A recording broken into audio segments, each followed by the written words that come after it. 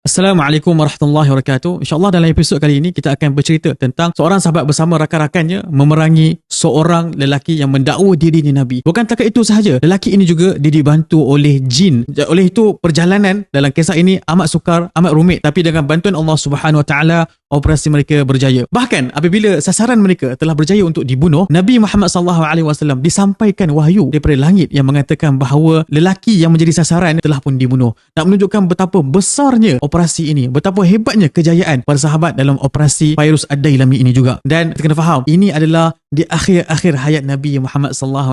Selepas sahaja 3 hari kejayaan mereka berjaya untuk membunuh lelaki itu, Nabi Muhammad SAW wafat bertemu Allah Subhanahu Wa Taala.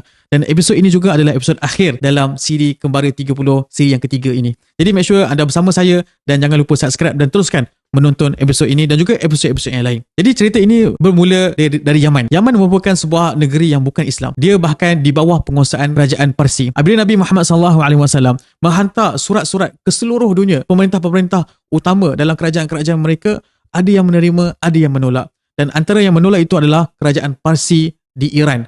Dan mereka ini bahkan mengoyakkan surat yang dihantar oleh Nabi Muhammad SAW dan dia meminta untuk wakilnya, iaitu Badhan yang berada di Yaman. Yaman ketika itu diperintah oleh Badhan dan mereka ini adalah sebahagian daripada kerajaan Parsi dan mereka ini menyembah api sebagai Tuhan mereka. Dan dia meminta Badhan ini untuk menangkap Nabi Muhammad SAW.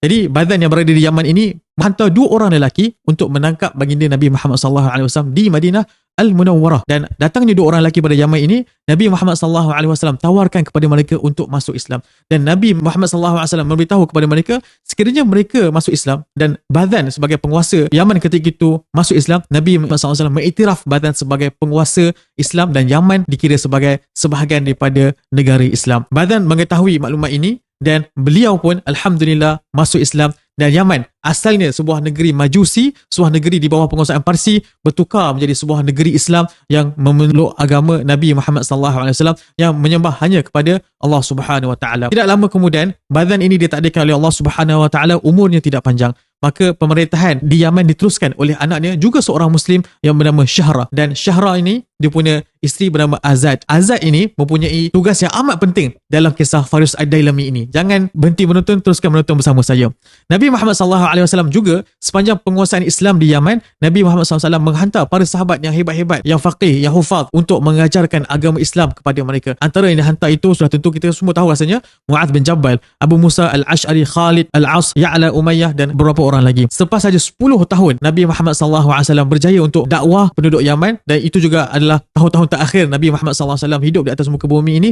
Selepas saja Nabi melaksanakan Hujjatul Wada', haji yang terakhir dalam hayat baginda Nabi Muhammad SAW, muncullah 2 orang lelaki yang mendakwa kenabian mereka. Mereka ini adalah Al-Aswad Al-Ansi yang berada di Yaman, dan dia ni adalah sasaran kepada Fairuz Ad-Dailami yang kita sebut-sebutkan pada awal episod, dan seorang lagi adalah Musailamah bin Habib. Dia ini berada di Al-Yamamah. Jadi cerita tentang Al-Aswad Al-Ansi ini, nama dia yang betul adalah Abhalah bin Ghawth, dan dia nak sangat menjadi seorang Nabi sebab dia mahukan apa yang Nabi dapat. Dia nak kuasa, dia nak politik, dia nak ketenteraan, dia nak orang hormat dia nak penguasaan lokasi ataupun tanah yang lebih besar seperti mana Nabi Muhammad SAW. Jadi dia ni asalnya adalah seorang tukang sihir dan juga ahli nujum. Dia mula mendakwa diri sebagai Nabi selepas sahaja dia keluar daripada gua Khubban. Seperti mana Nabi Muhammad SAW mendapat wahyu daripada gua, dia pun nak claim diri dia menjadi seorang Nabi pun dalam gua juga. Jadi dia keluar dari gua yang bernama Hubban dan dia pun mula dakwah pada ahli keluarga dia, kemudian pada penduduknya yang berada di Mudhij. Kemudian daripada kawasan itu berpindahlah ke banyak kawasan yang lain, antaranya adalah di kawasan Sana'a.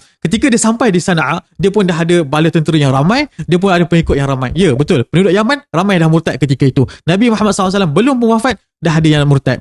Apabila dia sampai ke Yaman, di sana adanya capital city ataupun ibu kota bagi negeri Yaman yang dikuasai ataupun diperintah oleh Syahra. Dan berlakulah peperangan besar antara Al-Aswad Al-Ansi ini dengan Syahra. Nak jadikan cerita, umat Islam kalah dalam peperangan ini. Dan Syahra berjaya dibunuh dan isterinya dikekalkan untuk hidup, dan selepas itu dia menjadi isteri kepada Al-Aswad Al-Ansi. Adakah agama dia bertukar? Adakah dia menjadi pengikut Al-Aswad Al-Ansi? Teruskan bersama saya. Panjang pemerintahan Al-Aswad Al-Ansi ni penuh dengan keburukan, penuh dengan kezaliman, penuh dengan kejahilan, penuh dengan keterisan. Dan Nabi Muhammad SAW mengakui bahawa Al-Aswad Al-Ansi ini dan Musailamah bin Habib merupakan ancaman kepada umat Islam. Dan Nabi Muhammad SAW sendiri menceritakan, mana diceritakan dalam sebuah hadis, bainama ana naim ra'aitu fi yadai siwaran min dhahab. Aku sedang tidur dan aku nampak dalam tidur itu, dalam mimpi aku ini, di atas tangan aku ada 2 gelang yang dibuat daripada emas. Dan ini menunjukkan bahawa 2 gelang itu adalah ancaman kepada umat Islam. Maksudnya ada 2 ancaman kepada umat Islam, sebab gelang haram bagi lelaki. Gelang pada emas pun lagilah diharamkan bagi lelaki. Fahammani sya'nuha, dan aku mengambil berat tentang perkara ini. Fa'uhaya ilayya fil manam, dan aku diberitahu oleh wahyu dalam mimpi aku ini, an anfukhuma, supaya aku tiup 2 gelang ini. Fanafaqtuhuma fatara, dan aku pun tiup, maka 2 gelang tersebut terbang di atas. Apabila dia terbang di atas, maka aku ternampak 2 lelaki kadzabain yukhrujani min ba'di, 2 lelaki penipu yang mendakwa diri mereka adalah nabi yang akan muncul selepas aku. Mereka ini adalah fakana ahaduhuma al-Ansi sahibus Sana'a, salah satu adalah Al-Ansi yang kita sebut ni, yang dia berada di Sana'a, wa akhiru Musailamah sahib al-Yamamah, dan seorang lagi adalah Musailamah al-Kadzab yang berada di al-Yamamah. Maka Nabi Muhammad SAW pun menghantar surat-surat kepada orang Islam yang masih berada di Hadramaut, masih berada di Yaman, supaya bersiap sedia bahawa mereka akan ada operasi kenderaan yang meminta mereka untuk membunuh Al-Aswad Al-Ansi. Jadi kat Yaman, walaupun ramai yang telah pun murtad mengikut agama baru yang dibawa oleh Aswad Al-Ansi, ramai juga dalam kalangan sahabat yang masih kekal dengan agama asli mereka. Dan mereka ini, sebahagian mereka terpaksa berpura-pura untuk menjadi orang yang mengikut agama Al-Aswad Al-Ansi. Antaranya adalah golongan abna. Golongan abna ini adalah mereka orang istana. Mereka orang istana yang asal. Mereka adalah orang-orang Farsi. Dan mereka ini adalah orang yang dihormati selagi mana mereka mengikut agama Al-Aswad Al-Ansi. Antara mereka adalah Fairuz Ad-Dailami, watak utama. Yang begitu jugalah dengan adik-beradiknya yang lain. Antaranya adalah Dadawai dan juga Jishnash Ad-Dailami. Mereka bertiga ini adalah orang-orang Farsi dan mereka ini berpura-pura untuk mengikuti agama Al-Aswad Al-Ansi bagi menyelamatkan nyawa mereka. Dan apabila mereka dapat surat daripada Nabi Muhammad SAW, dan antara mendapat surat itu juga adalah Mu'adz bin Jabal, mereka semua bergembira sebab ini merupakan bisyarah, ini adalah berita baik daripada Nabi Muhammad SAW. Islam akan mula muncul semula di tanah Yaman dan ketua orang jahat iaitu Al-Aswad Al-Ansi akan dikalahkan, akan dibenamkan. Jadi mereka bergembira sebab mereka dipilih oleh Allah Subhanahu Wa Taala untuk menjayakan operasi ini. Dan siapakah ketua operasi ini? Tidak lain tidak bukan Fairuz Ad-Dailami. Jadi Fairuz Ad-Dailami dengan para sahabat yang lain berbincang sama mereka bagaimana mereka dapat menjalankan operasi ini.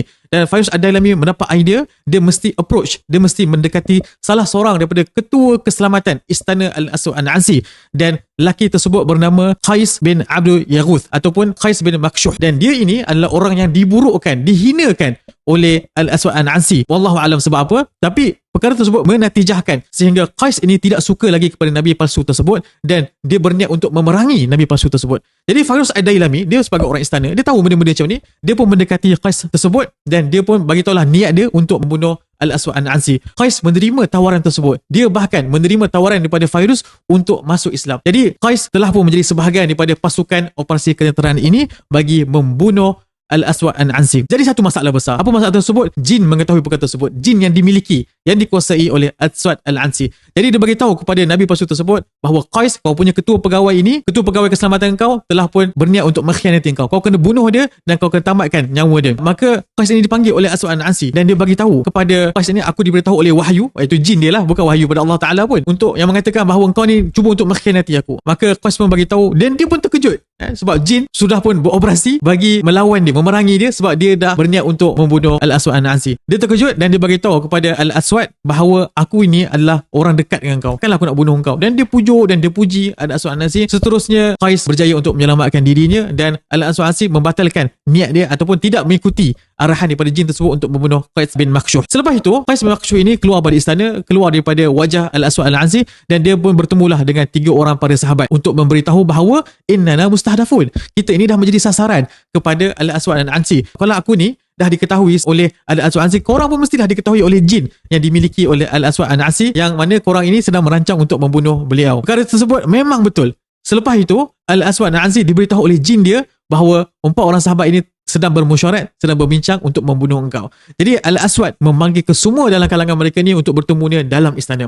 Jadi mereka pun mengulangi dialog yang dibualkan oleh Qais tersebut, iaitu dengan cara memujuk dan memuji dan memberitahu kepada Al-Aswad Al-Ansi bahawa mereka ini masih lagi berada di pihak yang sama. Mereka ini masih mengikuti agama baru engkau. Kami ini masih lagi mengikuti engkau. Kami beriman dengan engkau. Dan dengan izin Allah Ta'ala, mereka berempat, nyawa mereka tidak berjaya untuk dibunuh dan mereka ini masih selamat. Jadi selepas itu mereka keluar dari istana dan mereka pun terus merancang dengan cara yang lebih berhati-hati supaya tidak diketahui oleh jin Al-Aswad Al-Ansi. Maka proses selepas itu, Fairuz Ad-Dailami ini dia kena berfikir dengan cara lain. Tak boleh mereka berempat saja. Memang kena ada satu cara yang dapat mendekati Al-Aswad Al-Ansi ini dan untuk membunuh dengan cara yang begitu efektif. Fikir dapatlah idea, iaitu dengan cara mendekati Azad. Azad ini adalah bekas isteri kepada Syahr dan dia ini ketika mana ditawan oleh Al-Aswad Al-Ansi dan dijadikan isteri oleh Al-Aswad Al-Ansi, dia masih lagi kekal dalam agama Islam. Dia masih lagi mengikuti Nabi Muhammad SAW. Tetapi untuk menjaga nyawa dia terpaksa berpura-pura menjadi sebahagian daripada pengikut agama baru Al-Aswad Al-Ansi. Jadi Fairuz Ad-Dailami ini pun merancang untuk bunuh Al-Aswad Al-Ansi ini dengan bantuan Azad. Dia pun berjumpalah dengan Azad dan dia pun bagitahulah kepada Al-Azad ini rancangan dia. Tapi dia tak bagitahulah untuk bunuh terus Al-Aswad Al-Ansi ni. Mungkin dalam hati Fairuz Ad-Dailami ni, mungkin Azad ni masih 50-50, masih nak ikut ke tak nak ikut dia punya rancangan. Dia pun bagitahulah cadangan Fairuz ni. Fairuz pun bagitahulah rancangan beliau kepada Azad.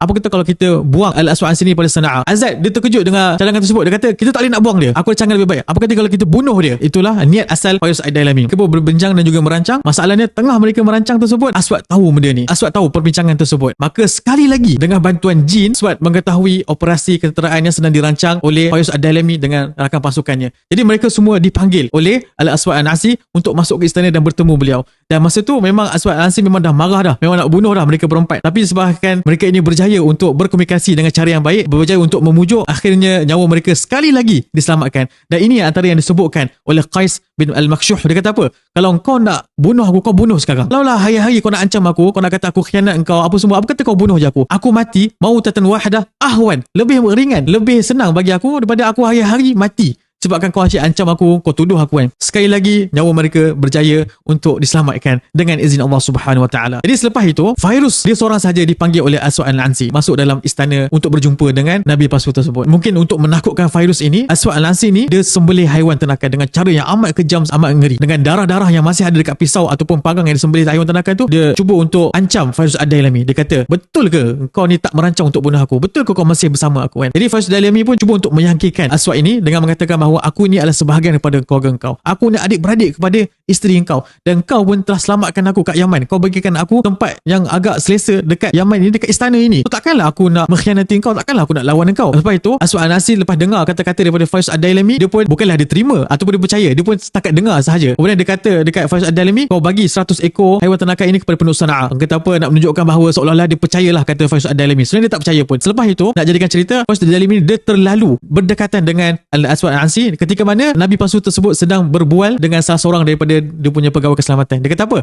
Aku nak merancang bunuh Fairuz ini pada esok hari. Make sure korang datang untuk macam mana aku bunuh dia. Maka Fairuz Ad-Dailami pun apabila dia dengar benda tersebut, dia pun tahulah bahawa nyawa dia dalam keadaan bahaya dan dia mesti melakukan sesuatu bagi menyelamatkan nyawa dia dan juga agama ini. Dia pun berjumpalah dengan Azad selepas itu sebab dia ni adalah adik-beradik kan. So mudahlah untuk jumpa dengan isteri Al-Aswad Al-Ansi. Dia pun berjumpa dengan cara yang agak tersembunyi dan dia bagi tahulah kepada Azad bahawa nyawa dia memang dalam keadaan bahaya. Maka Azad pun bagi tahu kepada Fairuz Ad-Dailami macam mana nak bunuh Nabi palsu ini. Dan dia bagi tahu istana yang didiami oleh Aswad Al-Ansi ini adalah tempat yang amat susah untuk masuk. Setiap bilik, setiap laluan, setiap perkara ada pegawai keselamatan. Maksudnya nak masuk bodoh-bodoh je tu memang tak boleh. Tidur, Al-Aswad Al-Ansi memang ada satu rumah dalam istana tu yang khusus untuk Al-Aswad Al-Ansi bersama isteri dia untuk tidur. Jadi kalau kau nak masuk, make sure kau masuk dari pintu belakang. Di belakang istana ni memang tak ada laluan langsung. Kau kena masuk dengan cara kena paksalah diri masuk, and then barulah korang boleh masuk ke dalam bilik ini dan korang boleh bunuh dia. Dalam masa yang sama, Azad juga menawarkan dia punya bantuan dengan cara dia akan buka pintu-pintu tertentu, akan buka kunci-kunci tertentu bagi memudahkan Fairuz Ad-Dailami dan juga para sahabat yang lain untuk masuk ke dalam rumah khas Aswad Al-Ansi dalam istana itu bagi membunuh Nabi palsu tersebut. Tengah diorang berbincang, sekali lagi sudah tentu dengan bantuan jin Al-Aswad Al-Ansi, Nabi palsu tersebut menjumpai mereka sedang berbincang dan Al-Aswad Al-Ansi masa itu baru je nak bunuh Fairuz Ad-Dailami ini. Azad, seorang wanita muslimah yang masih mempercayai Allah dan Rasul dan mempertahankan adik-beradik lakinya itu. Dan dia kata apa? Dia ni adalah abang aku. Kenapa kau nak bunuh dia kan? Aku percaya dia. Kenapa kau tak percaya dia? Kali lagi nyawa Fairuz Ad-Dailami tidak berjaya untuk dibunuh. Fairuz Ad-Dailami pun keluar daripada istana dan dia dan para sahabat pun berikrar pada malam itu juga dia mesti menamatkan nyawa Al-Aswad Al-Ansi. Pada malam itu, Al-Aswad Al-Ansi masuk ke dalam istana seperti biasa dan dia pun memastikan pegawai-pegawai semua ada di tempat mereka masing-masing. Dan apabila dia masuk dalam rumah khas dalam istana itu sebagai tempat dia beristirahat, tempat dia tidur, dia dijamukan oleh isteri dia Azad dengan makanan-makanan yang banyak, dengan arak, supaya Al-Aswad Al-Ansi ni dapat tidur dengan nyenyak dan tak dapat gangguan daripada sesiapa, dan seterus tu dia dapat dibunuh dengan mudah oleh Fairuz Ad-Dailami dan para sahabat yang lain. Maka seperti mana yang dirancang oleh Fairuz Ad-Dailami dan juga juga Azad, Faris Ad-Dailami berjaya untuk masuk ke dalam rumah tersebut, rumah yang berada dalam istana. Dan apabila dia masuk, bila dia dekat je dengan Al-Aswad Al-Ansi, mata Aswad Al-Ansi terbuka, dan suatu tentu inilah bantuan jin yang mengejut Al-Aswad Al-Ansi. Tapi Al-Ansi dia tak boleh nak buat apa-apa sebab masa tu dia masih lagi dalam terbaring. Maka Faris Ad-Dailami terus panjat atas badan Al-Aswad ini, lalu dia cucuk tengkuk Al-Aswad ni dan dia cuba untuk serang di bahagian tubuh badan yang lain. Kemudian dia keluar dari bilik-bilik itu. Apabila dia keluar dari bilik tidur itu, Azad pegang baju Faris Ad-Dailami. Kau nak tinggalkan aku ke? Takkanlah kau nak biar aku macam ni je. Lepas tu Faris Ad-Dailami kata apa kat dia? Aku sebenarnya nak panggil lagi 3 orang untuk masuk, untuk masing-masing bunuh Al-Aswad Al-Ansi ni, bagi pastikan dia betul-betul mati. Lepas itu 3 orang lagi sahabat masuk ke dalam tempat tidur Al-Aswad Al-Ansi, maka mereka pun serang Al-Aswad Al-Ansi. Dalam keadaan Aswad ini dia masih lagi boleh berjerit, maka menyebabkan pegawai-pegawai keselamatan datang ke bilik Aswad Al-Ansi bagi menyelamatkan beliau. Tapi sebelum mereka sempat sampai ke bilik Al-Aswad ini, mereka berjaya untuk sembelih ataupun untuk memisahkan kepala Aswad Al-Ansi dengan tubuh badan dia kan. Apabila datangnya pegawai-pegawai keselamatan ke bilik Al-Aswad ini, isteri Al-Aswad ini, Azad, dia pun berdiri di pintu dan dia tutup pintu. Dan dia beritahu kepada pegawai-pegawai yang datang yang ramai ni nak selamatkan mereka punya Nabi palsu. Dia kata apa? Ini sedang berlaku proses penurunan wahyu dan sebolehnya korang semua jangan kacau. Kalau korang kacau, dia akan mengganggu proses ini. Dan dia pun halau lah semua pegawai-pegawai keselamatan Al-Aswad ini pergi ke tempat mereka masing-masing. Maka pada malam itu alhamdulillah operasi ini berjaya dan mereka berempat, iaitu Ad-Dailami, Dadawai dan juga Jishnash, dan pada akhirnya Qais Al-Makshuh berjaya untuk membunuh Nabi palsu ini. Dan inilah seperti mana yang diarahkan oleh Nabi Muhammad sallallahu alaihi wasallam. Keesokan harinya, seperti yang mana yang dijanjikan atau yang dipersetujui oleh para sahabat, sekiranya adanya azan yang betul daripada orang Islam, maka ia menunjukkan bahawa umat Islam telah berjaya dalam operasi ini. Keesokan harinya para sahabat mula azan dengan azan yang betul, asyhadu an la ilaha illallah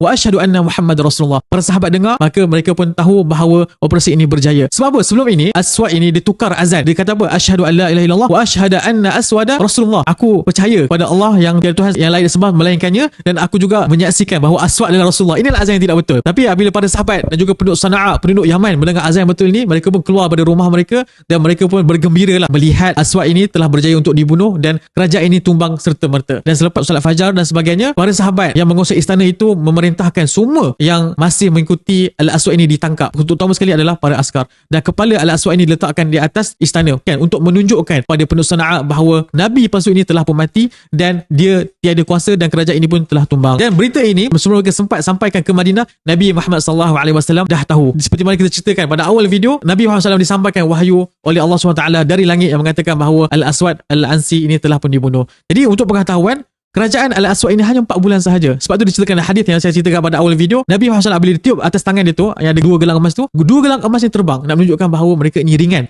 bukanlah halangan besar, nak menunjukkan bahawa umat Islam akan kembali menjadi kuat di atas bumi Yaman. Dan inilah kisah Al-Aswad Al-Ansi, dan ini juga adalah kisah terakhir dalam siri Kembara 30 yang ketiga. Dan saya harap anda semua menonton ke 10 episod dan dapatlah pengajaran-pengajaran penting dalam siri ini. Semoga bermanfaat kepada semua. Semoga cerita-cerita ini menaikkan balik semangat jihad kita, semangat perjuangan kita bagi menyelamatkan agama ini dan agama Nabi Muhammad sallallahu alaihi wasallam. Itu sahaja daripada saya, yang baik pada Allah Taala, yang tak baik semua daripada saya. Assalamualaikum warahmatullahi wabarakatuh.